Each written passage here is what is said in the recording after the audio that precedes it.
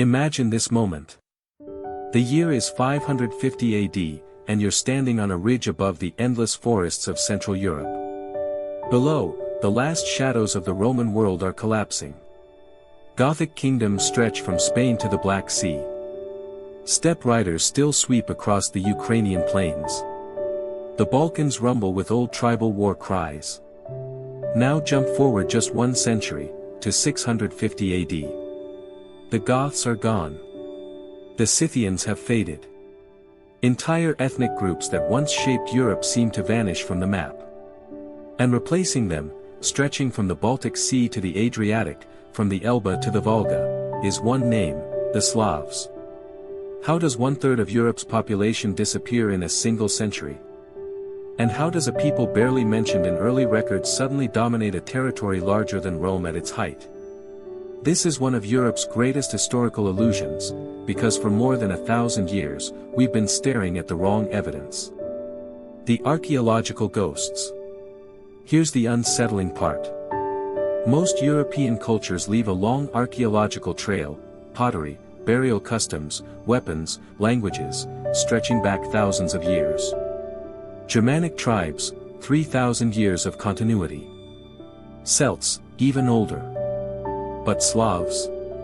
Before the 6th century, almost nothing. It's as if they stepped out of thin air. Ancient writers obsessed over barbarians, Goths, Celts, Germanic clans. Jordans wrote Gothic family trees. Tacitus described Germanic customs in painful detail. And yet, the future majority population of Eastern Europe? Barely mentioned. The first clear reference appears only in 512 AD, describing mysterious Sclavini raiders, no deep origins, no ancient lineage. Just sudden movement. Even more bizarre, linguistic reconstruction shows that Slavic languages only began splitting around 500 to 600 AD. Meaning that at the exact moment Slavs appear everywhere, they're still speaking almost the same language.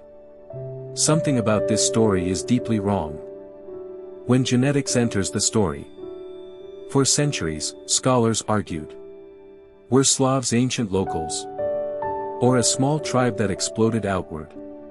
Early genetics seem to reveal the answer: haplogroup R1a, extremely common in Poland, Ukraine, and Russia.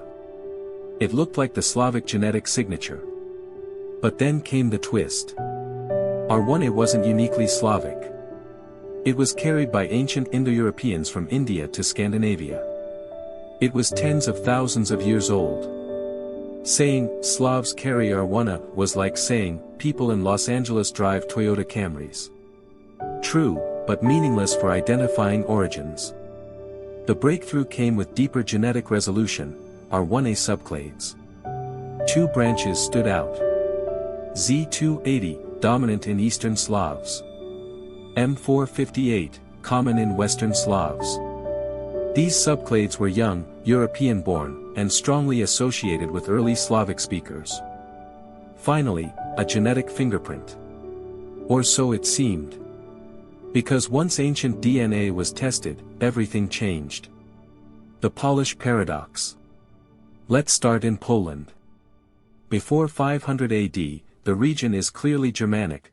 Gothic and Vandal cultures fill the archaeological record. History says they migrated away, leaving empty land for Slavic settlers. But ancient DNA exposed a shocking truth. Pre-500 AD remains equals Germanic genetics. Post-500 AD, Slavic, remains equals Slavic paternal marker, M458. But the rest of the DNA, matched the earlier Germanic population. The people didn't vanish. They didn't get replaced. Their identity changed. Their language changed. But their genes remained. This wasn't a population turnover. It was a population transformation. And this pattern appeared everywhere. The steppe transformation.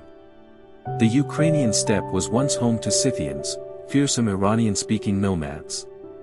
History claims they disappeared and were replaced by Slavic farmers. But genetically, Scythians weren't gone. Their DNA flows strongly in modern Ukrainians and southern Russians. The ancient horse lords didn't vanish, they simply adopted a new cultural identity. Their Indo-European warrior culture faded, but their genetic legacy remained. The Balkan Revelation. The Balkans delivered the biggest shock. Textbooks say Slavs displaced older peoples, Illyrians, Thracians, Dacians. But genetics disagrees. Modern South Slavs, Serbs, Croats, Bosnians, Bulgarians, carry large percentages of I2A, an ancient Balkan lineage older than the Indo-Europeans themselves. This means most South Slavs are genetically native Balkan peoples who adopted Slavic language, not Slavic migrants replacing locals. The conquerors were culturally absorbed by the conquered. The pan-European pattern. This story repeats everywhere. Czechia ancient Celtic DNA beneath Slavic language. Slovakia Germanic and Hungarian genes, Slavic speech. Belarus strong Baltic genetic roots. Russia Finno-Ugric and Turkic heritage overlaid by Slavic identity. The conclusion is undeniable. The Slavic expansion was not primarily a movement of people. It was the spread of a cultural system so flexible and adaptive that entire populations adopted it without losing their genetic roots. What made Slavic culture so powerful?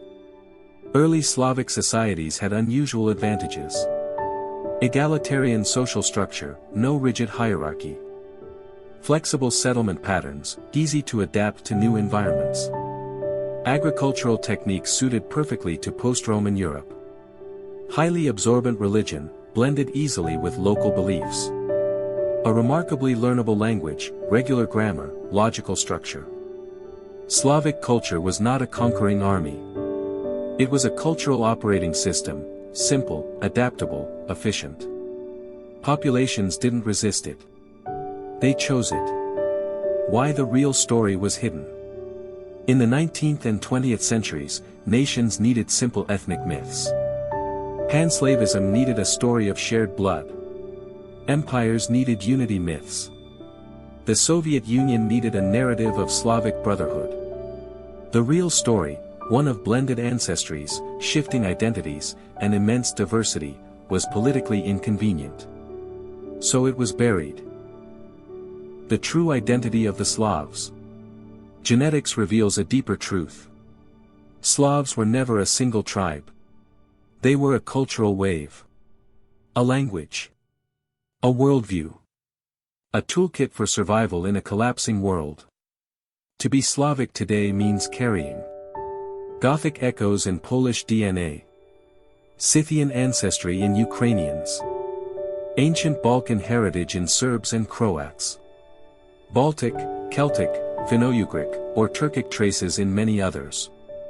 The miracle isn't that old peoples disappeared. It's that they survived inside a new identity. The Slavic story is not one of replacement.